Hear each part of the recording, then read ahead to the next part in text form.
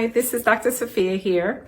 So the weather has been beautiful in Philadelphia for the last few weeks, really. I've been really happy about that. Today we have quite a bit of rain. We've been having like alternating rain and sun. And one of the downsides of really good weather is allergies. It seems like after this rain has kind of taken some of the pollen out of the air, you might have a good day, and then all hell breaks loose in the next few days after that. So I wanted to go over an allergy regimen, like just some basic fundamentals of an allergy regimen with medicines that really at this point is all over the counter, because even some of the medicines that used to be prescription are now over the counter. One of the things that I recommend that people, even with mild allergy symptoms, do is saline rinses of the nasal passages. You can use like a spray that is kind of just spritzing it in there. If the more you can kind of get it up in your nose and, blow your nose gently afterwards. Ideally, you can do an actual irrigation where you mix a solution of non-iodized salt. I'll usually say sea salt, a quarter to a half a teaspoon of sea salt, and the same amount of baking soda. If you just use straight water, if you just use straight salt, it's going to burn.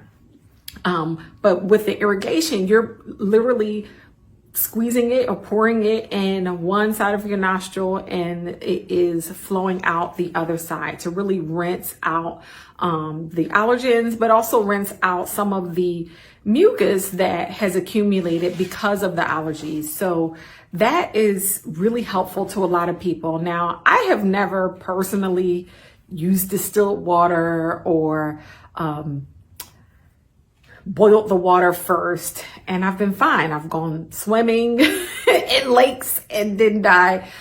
But there probably is some nuance that theoretically, if the water isn't clean, which I would expect it to be clean water in an urban city like Philly, then maybe you could reevaluate what type of water you use to make up that rinse, or use one that is pre-mixed up, or just stick with the can. And this was another important thing.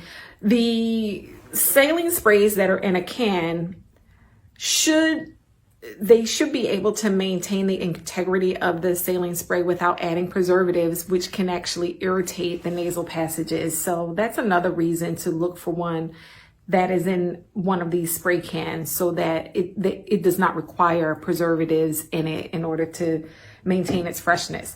So that is a drug-free basis that you can use on a daily regimen.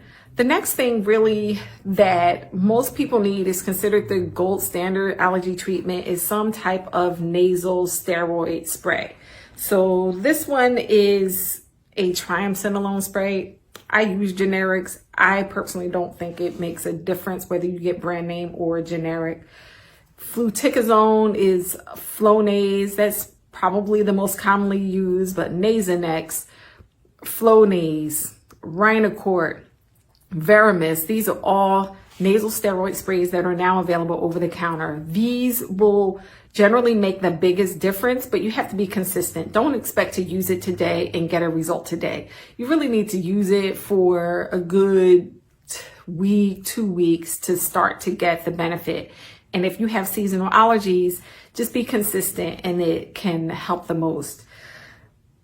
The next thing is to use an antihistamine, and they'll be labeled to use as needed. But if this is really a difficult time for you in allergy season, you might consider taking the antihistamine every day. Some of them even have been studied and shown to work a little better when you use them consistently.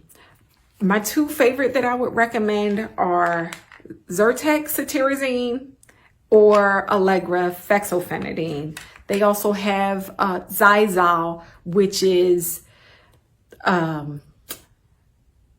it's cetirizine, but levocetirizine.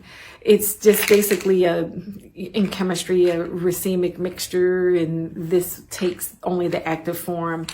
The effectiveness shouldn't really be that different, but both Zyrtec, cetirizine, and Xyzal levocetirizine can cause some drowsiness that I have never personally experienced with Allegra, which again, I'm using the store brand. I don't think it matters.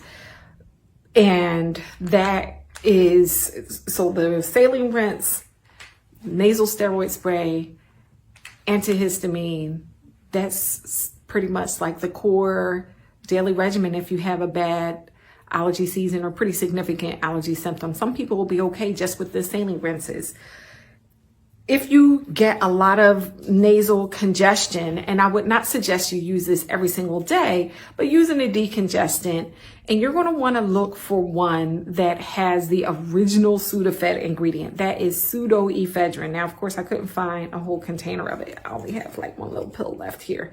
Pseudoephedrine. Generally, because some genius figured out how to cook up meth using Sudafed, they control how much you can buy at a given time. So you'll have to go to the pharmacy counter, and you don't need a prescription, but you'll have to show some type of ID because they track how much you can buy at one time. They don't want you stockpiling it so you can cook up meth.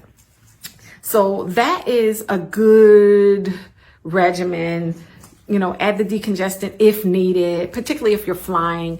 You want to stay away from routine, regular use of the nasal decongestant sprays. So that's a caution. The nasal steroid sprays, they're meant to be used every day. Nasal decongestant sprays like Afrin, oxymetazolone, the good side about them, especially if you have to fly, they work almost instantaneously and can last like 10 to 12 hours. But if you are using them consistently for more than a couple of days, your body can develop congestion that is even worse when the medicine starts to wear off. So there is a condition called rhinitis medicamentosa, where people kind of end up in this cycle where they've got to use the nasal spray to keep their nasal passages open. And it can be really tough to wean yourself off when that occurs. So use them episodically, I would prefer. And if you have to travel, that might be something to consider.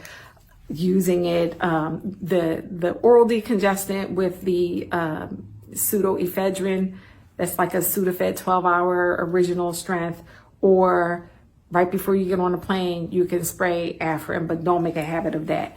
And you might also consider other things like using an air purifier where you spend the most time. So that may be in your office area. Most people spend the longest continuous stretch of time in their bedroom when they're sleeping. So you can consider doing that. My patients, all of them generally want to know some natural alternatives. Two things that might be helpful are quercetin, which is a plant flavonoid that you can buy in supplement form. It's like a natural antihistamine.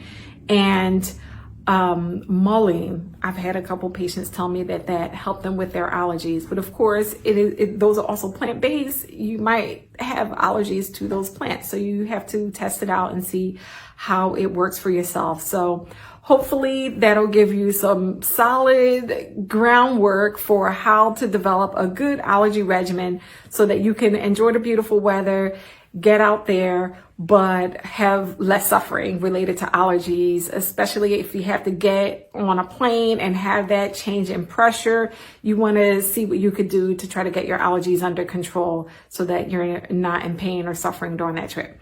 Okay, so pass it on to a friend, like, comment, share. Thanks.